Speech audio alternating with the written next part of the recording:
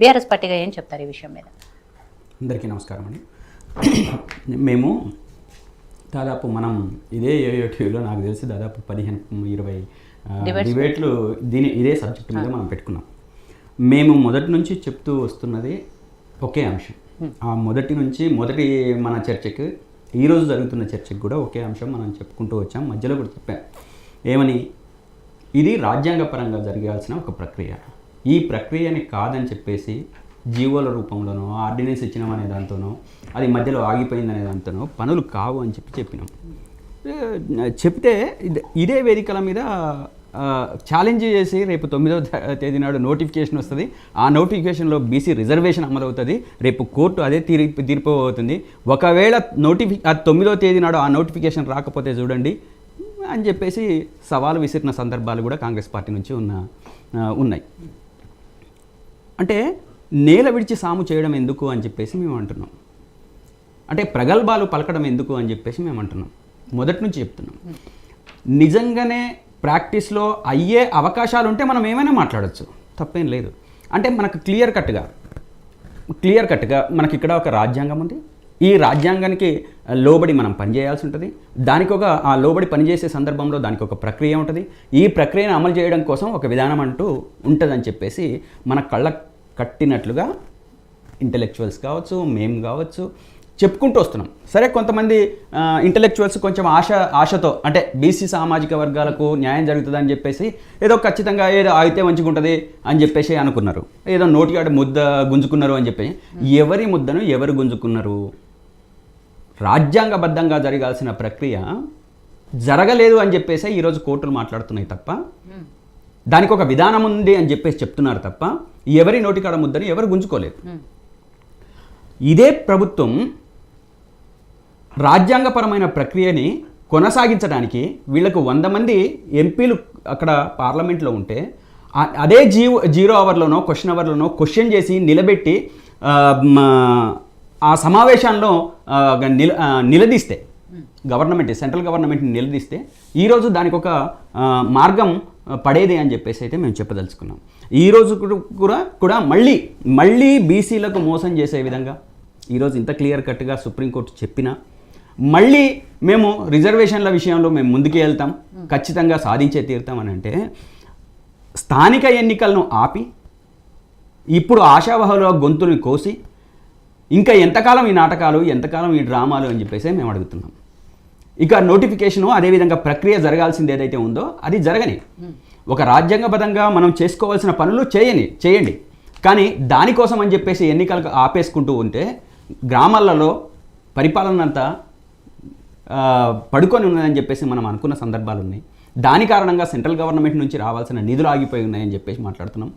మేము ఇది చేసి తప్ప ముందుకెళ్ళామని చెప్పేసి అయితే చేయడానికి ఇప్పుడు అవకాశాలు లేవు. ఈరోజు బంద్ జరిగినా, రాస్తారోకో జరిగినా మేము కంప్లీట్గా మా పార్టీగా మేము బంద్కు సపోర్ట్ చేస్తున్నాం. కానీ ఇవి కొంతకాలం కార్యక్రమాలకు రేపటికి రేపే ఈ 42% రిజర్వేషన్ అమలు కావడానికి అయితే అవకాశం లేదు కదా. ఇప్పటికే 2.5 ఏళ్ళు గడిచిపోయింది కదా, 2 ఏళ్ళు గడిచిపోయింది కదా, దగ్గర 22-23 నెలలు గడిచిపోయింది. ఈ కాలం అంతా అయిపోయింది. అంటే ఈ 22-23 నెలల కాలంలో రావాల్సిన నిధులు మనకు సెంట్రల్ గవర్నమెంట్ నుంచి రాలేదు. అదే మేము ఎలక్షన్స్ పెట్టండి అని చెప్పేసి అంటున్నాం. ఈరోజు కాంగ్రెస్ పార్టీ దాన్ని మళ్ళీ ఒక ఆట ఆడుకుందాం అనుకుంటుందా బీసీలతో? లేదా వాళ్ళ పెడతానంటే ఆశ, కొడతానంటే భయం ఉంటుంది కదా. అరే పెడతారని అన్నారు కదా, పెడతారని చెప్పేసి వాళ్ళు వెయిట్ చేస్తున్నారు. కానీ రాజ్యాంగపరంగా ఉన్న చిక్కుల్ని 9th షెడ్యూల్లో చేర్చకుండా ఈ బీసీ రిజర్వేషన్ సాధ్యం కాదు అని చెప్పేసి గొంతు పోయేటట్టు చెప్పినా ఎవరు పట్టించుకోలేదు కాంగ్రెస్ పార్టీ. పైగా ఇంకా ప్రతిపక్షాలని తిట్టేది. మేము చెప్తున్నా మా పార్టీ మీద దుమ్మెత్తిపోసింది, మేము ఇది చేసినాం అది చేసినాం. చెయ్యడానికి ఎవరి చేతుల్లో లేదు అమలుగా. ఇప్పుడు ఎస్సీ రిజర్వేషన్ ఉంది మేడం, ఎస్సీ రిజర్వేషన్ అమల్లో ఎవరు ఏం చేసినా అదైతే జరుగుతూనే పోతుంది కదా. వన్స్ ఒక్కసారి విధానపరమైన నిర్ణయం తీసుకున్న తర్వాత డీవియేట్ కావడానికి ఉండదు. ఆ విధానపరమైన నిర్ణయం తీసుకోవడానికి ప్రభుత్వం ఏం చేయాలి, ఏ కార్యాచరణ తీసుకోవాలి, ఏ కార్యాచరణ తీసుకుంటే మనం ముందుకెళ్తాం. మా కేటీఆర్ గారు కూడా అదే మాట చెప్పారు నేను సమావేశంలో. మనము ఇక్కడ గల్లీలో కొట్లాడుకోవడం కాదు, మనమంతా ఢిల్లీలో కొట్లాడాలి. ఆ రోజు అఖిలపక్షంకు తీసుకుపోతానన్న ప్రభుత్వం అది ఆ రోజు తీసుకుపోలేదు.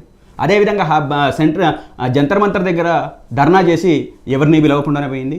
ఇవన్నీ జరుగుతుంటే మనం ఇక్కడ కొట్లాడుకుంటే ఇది అయ్యే పద్ధతి కాదని చెప్పేసి నిన్న బీసీ సంఘాల వాళ్ళు వచ్చి మాట్లాడిన సందర్భంలో కూడా చెప్పిన సందర్భం నాకు నిన్న.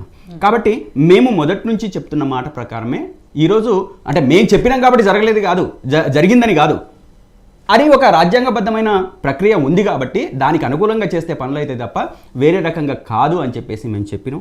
ఈరోజు సుప్రీంకోర్టు చెప్పిన దాని ప్రకారం కూడా మనకు అదే స్పష్టమవుతా ఉంది. కాబట్టి రేపు రాబోయే రోజులలో ఇంకా మేము ఈ దాన్ని మళ్ళీ నిన్న పొద్దున్న ఇవాళ పొద్దున్న నేను కాంగ్రెస్ పార్టీ స్టేట్మెంట్ చూసినా ఇంకా మేము దానికోసం నేను ఫైట్ చేస్తూనే ఉంటామని చెప్పేసానంటే చేయండి, కానీ ఎలక్షన్స్కి పోండి, ఎలక్షన్స్ పెట్టేసేయండి. కానీ వాళ్ళు ఏంటంటే ఇది వచ్చేదాకా ఎలక్షన్స్ ఆపుతారట. ఎలక్షన్స్ ఆపితే గ్రామ పరిపాలన పడుకొని ఉండదా, ఇబ్బంది కాదా, అభివృద్ధి దెబ్బతినదా? కాబట్టి ఇవన్నీ కాంగ్రెస్ పార్టీ కానీ అదేవిధంగా ప్రభుత్వం కానీ ఆలోచించాల్సిన అవసరం ఉంది. ఇమీడియట్గా ఇప్పటికే మనం చేయాల్సిన పనులలో వెనకబడి ఉన్నాము, చేయాల్సిన దానికోసం చేయట్లేదు. ఇప్పటికైనా ఎన్నికలు నిర్వహించాలనేదే మేము ప్రధానంగా చెప్పదలుచుకున్నాం. సో ప్రేమ్ గాంధీ గారు, ఇక్కడ 42% రిజర్వేషన్ సంబంధించి వాళ్ళు బిల్లు పార్లమెంట్కి పంపితే సరే అక్కడ కొన్ని మీకు అభ్యంతరాలు ఉన్నాయి కాబట్టి దాన్ని పార్లమెంట్లో చర్చకు రాలేదు, ఇంకా ఆమోదించలేదు, అక్కడ పెండింగ్లో ఉంది, రాష్ట్రపతి దగ్గర పెండింగ్లో ఉంది, గవర్నర్ దగ్గర పెండింగ్లో ఉంది. ఈ లోపల జీవోన్ 9 తీసుకొచ్చారు, దాని మీద కోర్టుకు వెళ్ళారు, స్టే వచ్చింది, ఇలా రకరకాల పరిణామాలు జరిగాయి ఈ విషయంలో. అట్లాస్ట్ వాళ్ళ సుప్రీంకోర్టు కూడా హైకోర్టులో ఉందంగా మేము కూడా ఏం చెప్పలేము అని తేల్చి చెప్పడంతో ఇప్పుడు ఏం చేయాలి అనేది ప్రభుత్వం చూసుకుంటే